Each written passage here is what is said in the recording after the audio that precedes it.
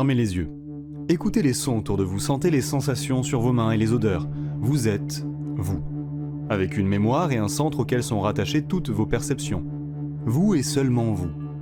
Mais cette expérience d'être soi peut-elle être définie au-delà de la simple expression de ses ressentis? Soyons plus clairs. C'est quoi être conscient? Être conscient, c'est faire l'expérience d'être soi. Ça peut paraître évident dit comme ça, mais il vaut mieux partir sur des bases saines. La conscience a un aspect phénoménologique, c'est-à-dire centré sur la réalité telle qu'elle nous apparaît. Je parle, je ressens les vibrations de ma voix, je vis l'expérience d'être moi. Maintenant, qu'en est-il des autres espèces conscientes? Car il peut paraître simple de te décrire l'expérience d'être un être humain, doté d'un appareil sensoriel assez proche du tien. A l'inverse, les choses se corsent si je dois te demander d'imaginer l'expérience d'être un chimpanzé, une voiture démoniaque dotée de conscience, ou même une chauve-souris. C'est là qu'arrive Thomas Nagel et son article « What is it like to be a bat ?» En français, qu'est-ce que c'est que d'être une chauve-souris? Ce philosophe arrive avec une idée simple. Il nous est impossible d'imaginer correctement la nature de cette expérience. Car nous faisons face à deux problèmes. De un, nous n'avons pas le corps d'une chauve-souris, et donc nous n'avons pas les sensations d'une chauve-souris. De deux, nous ne disposons pas d'un langage adéquat pour exprimer cette expérience. Le premier problème, soyons simples, n'est pas à notre portée. Il va nous être difficile de nous mettre dans la peau d'une chauve-souris, même si certains s'y sont essayés avec plus ou moins de succès. En revanche, on peut parler du second problème. Pour Thomas Nagel, nous devrions utiliser un langage et des concepts beaucoup plus vastes pour définir une expérience consciente. Car un mot représente les connaissances que nous avons du monde. Inventer des mots revient à ajouter dans notre compréhension du monde de nouvelles choses. Comme lorsque pour la première fois un ingénieur a inventé un moyen de faire du son avec du courant électrique et l'a appelé synthétiseur. Un aveugle pourrait mieux comprendre l'expérience du rouge s'il nous était possible de retranscrire cette expérience visuelle via d'autres canaux sensoriels. Voir du rouge, c'est comme le bruit d'un pétard, c'est aussi piquant qu'un piment. Et là tu me dis, ok, je suis venu avec une question, je me retrouve avec deux problèmes. Je répondrai à ça, ouais, déjà je vais pas te mâcher tout le travail.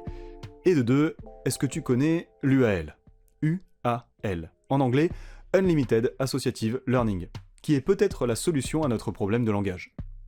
Car s'il ne nous est pas possible de retranscrire et d'imaginer correctement l'expérience d'une chauve-souris, on peut au moins identifier les capacités essentielles qui viennent avec la conscience. Dans leur article à ce sujet, Jonathan Birch, Simona Ginsberg et Eva Jablonka font de l'UAL le marqueur de transition vers la conscience, c'est-à-dire l'ensemble des capacités qui ont fait passer le vivant dans le mode conscient.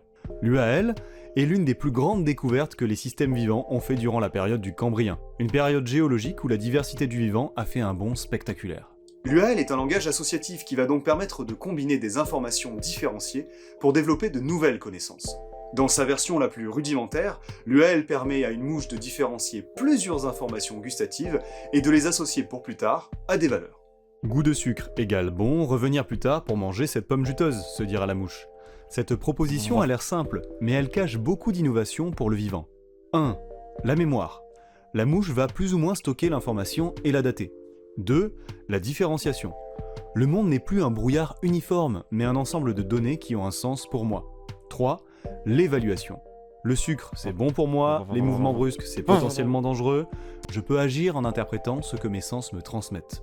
En plus de la mouche, un bon nombre d'êtres vivants disposent de ces éléments essentiels de l'UAL. Certains céphalopodes, et bien entendu les mammifères et les hommes. Nous avons donc une partie de notre réponse. On en vient au véritable problème. La conscience est apparue dans le système du vivant, à un moment où rien ne laissait présager de son existence future. Aussi, plutôt que de définir ce qu'est la conscience, devrions-nous surtout comprendre pourquoi la conscience est apparue. La conscience est un ensemble de capacités complémentaires qui ont permis à un être vivant de comprendre en partie son environnement et de se comprendre pour agir. Car l'UAL n'est pas apparue par magie, elle est l'une des réponses à un problème essentiel mis à jour par notre cher Darwin, la survie des espèces. Malgré son coût astronomique en énergie, car il faut maintenir un espace de travail minimal, un cerveau, l'UAL donne une capacité essentielle au vivant, l'adaptabilité. La réponse nous est apportée par Axel Clearmans et Catherine Talon-Baudry dans un article intitulé « La conscience compte, l'expérience phénoménale a une valeur fonctionnelle ». Elle nous permet d'évaluer ce que nous expérimentons pour agir. Une plante reçoit une information qui est traitée de manière mécanique. Le tournesol tourne en direction du soleil mais n'évalue pas consciemment le bienfait des rayons sur ses feuilles. A l'inverse, un chat s'installe au soleil car il évalue l'expérience de la chaleur bienfaisante de ses rayons. La conscience, c'est l'aller-retour entre le monde et nous, la capacité de transformer l'information neutre de nos perceptions en quelque chose d'utile et de malléable. Dire que l'expérience d'être soi a une valeur fonctionnelle, c'est dire qu'au-delà du libre arbitre, au-delà de nos choix et de nos sensations, la conscience a une fonction beaucoup plus brute et simple. Car l'expérience a une résonance toute particulière chez l'être vivant conscient. Elle est interprétée. Nous n'avons donc plus de problème pour définir la conscience. Même si nous ne serons jamais une chauve-souris, nous savons pourquoi elle est consciente, et cette raison est la même que pour nous.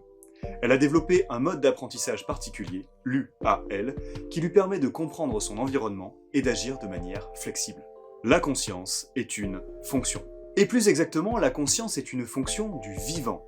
Pour faire simple, être conscient, c'est pouvoir interpréter de façon multiple une expérience. Être conscient, c'est enrichir l'expérience d'un sens qui ne lui est pas initialement attribué. Nous avons donc notre réponse. Merci à toi qui viens de regarder cette vidéo en entier, et oui, sinon tu n'entendrais pas ces petits mots doux. J'espère que l'expérience t'a plu et que tu as pu y trouver une somme de connaissances digestes et satisfaisantes. Si tu veux approfondir le sujet, je te conseille de fouiller les références en bas de vidéo. N'hésite pas également à me faire savoir en commentaire si un sujet te questionne en particulier, peut-être qu'il deviendra la problématique d'une prochaine vidéo échantillon. En attendant, à bientôt sur Zeugmascope.